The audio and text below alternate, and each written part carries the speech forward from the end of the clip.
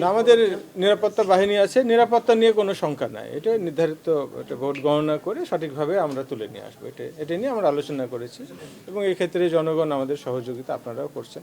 আর চাঁপাইনবাবগঞ্জবাসী এ বিষয়ে খুবই সচেতন এবং হলে নিরাপত্তা প্রত্যেকেই আমরা দিয়ে থাকি। এটা চাঁপাইনবাবগঞ্জের নাগরিক হিসাবে আমরা গর্ব করি যে নাগরিকগণই আমাদের ভোটের নিরাপত্তা বিধান করেন। অতীতে এই ধরনের কোনো মিসক্রিয়েন্ট কোনো ঘটনা ঘটেনি এবং ঘটবেও না আশা করি। আপনারাই এ বিষয়ে ভূমিকা রাখতে পারবেন।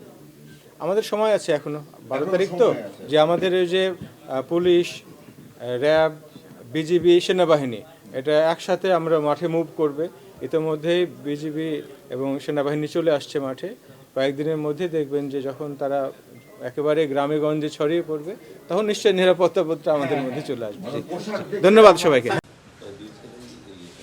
আসসালামু আলাইকুম স্যার, আমি এএনএম ওয়াসিম ফিরোজ, অতিরিক্ত পুলিশ। আসসালামু আলাইকুম স্যার, আমি মোহাম্মদ ইয়াসির আরাফাত, অতিরিক্ত পুলিশ সুপার সদর সার্কেল, চাঁপাইনবাবগঞ্জ। ধন্যবাদ স্যার। ত্বরান্বিত হবে, যার ফলে আমরা সুষ্ঠু ভোট। যে গণমাধ্যমের ফুটেজ যদি নেওয়া হয়ে থাকে আপনারা যদি আমাদেরকে একটু সময় দেন। ধন্যবাদ স্যার। আসসালামু আলাইকুম স্যার, আমি লেফটেন্যান্ট সাদিক। আসসালামু আলাইকুম স্যার,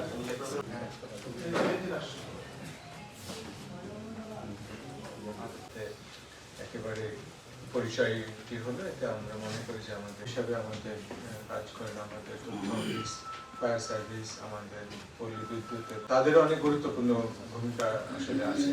তো তাদেরকে আমরা এখানে আমাদের হয়তো ডেপ্লয়মেন্ট বিষয়ে যতটুকু আলোচনার সুযোগ আছে ওখানে ততটুকু 15 এর মধ্যে আমরা শেষ করতে পারবো। 1 ঘন্টা 15 মিনিটের মধ্যে আমরা আলোচনাটা শেষ করব। কমান্ডার চাঁপাইনবাবগঞ্জ। ধন্যবাদ স্যার। আসসালামু আলাইকুম স্যার, আমি মোহাম্মদ হাসান তারেক, অতিরিক্ত পুলিশ সুপার, গোমস্তাপুর স্যার।